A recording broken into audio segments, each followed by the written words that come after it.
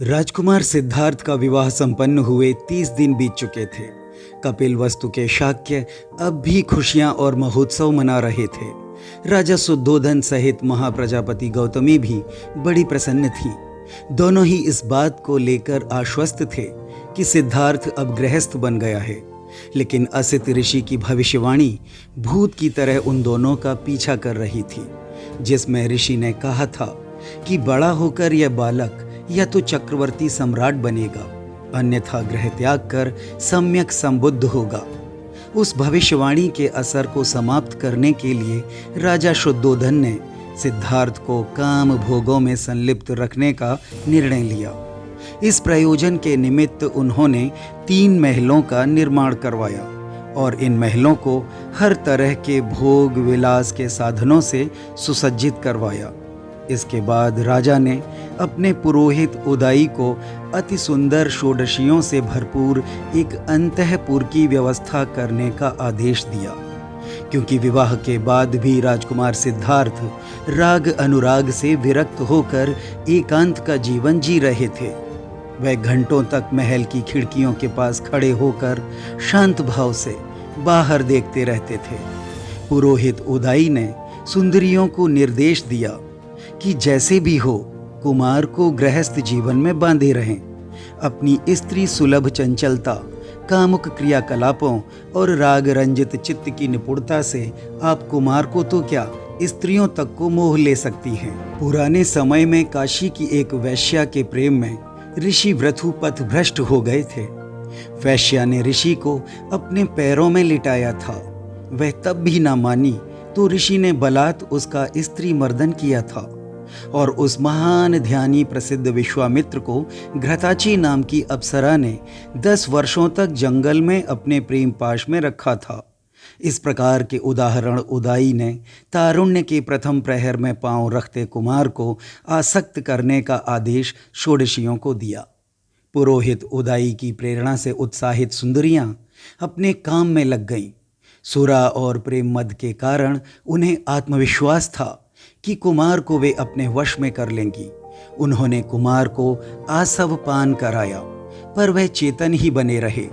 षोडशियों ने अपनी भ्रू भंगिमाओं, अक्ष कटाक्षों, सुरागंध रक्तवर्ण होठों वाले मुख से तथा अपने कोमल अंग संचालनों के माध्यम से कुमार को कई दिनों तक और वर्षों तक अपने प्रेम पाश में लेने का असफल प्रयास किया।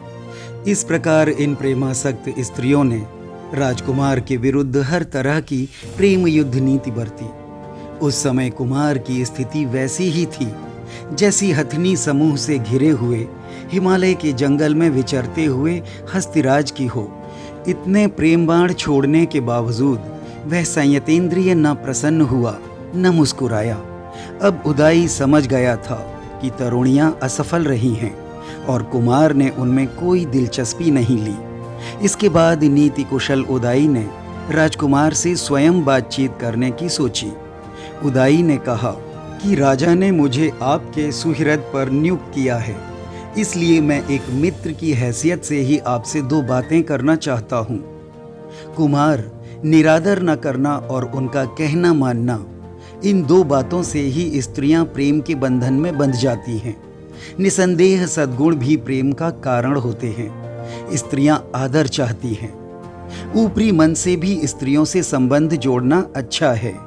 इससे आदमी का संकोच जाता रहता है और मन का रंजन भी होता है।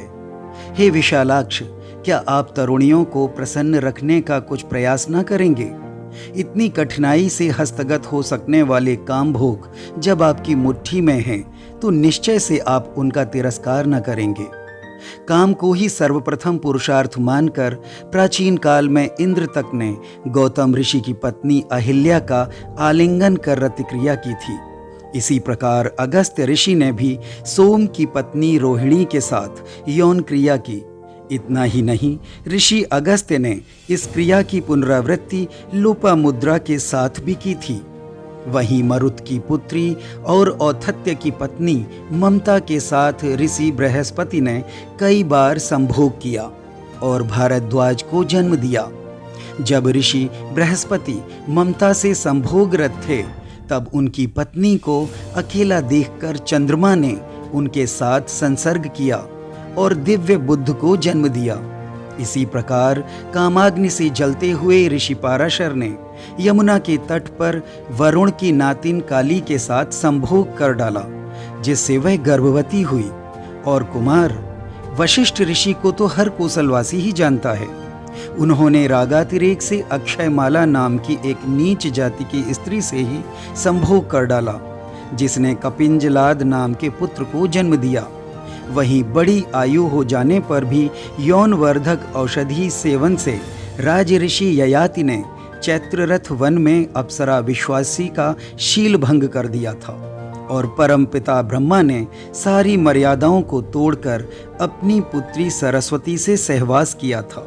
हस्तिनापुर नरेश पांडु यह जानते थे कि सहवास उनकी मृत्यु का कारण होगा, फिर भी उन्होंने माद्री के रूप गुणों पर मुग्ध होकर उससे सहवास किया। इतना ही नहीं, ऋषि विश्वामित्र ने अप्सरा मेनका के साथ कई दिनों तक संभोग किया, जो अपनी पुत्री शकुंतला को जन्म देकर स्वर्ग वापस लौट गई। वहीं कामांध राजा दुष्यंत शकुंतला के रूप सौंदर्य पर मोहित होकर उसे गर्भवती बनाकर हस्तिनापुर वापस लौट गया। बाद में शकुंतला ने भरत को जन्म दिया। अंत में उदयन ने सिद्धार्थ से कहा, इस प्रकार के महान पुरुषों तक ने जुगुप्सित काम भोगों का सेवन किया है, तब प्रशंसनीय काम भोगों के सेवन में तो दोष ही क्या है। अब सिद्धार्थ ने अपना मौन तोड़ा।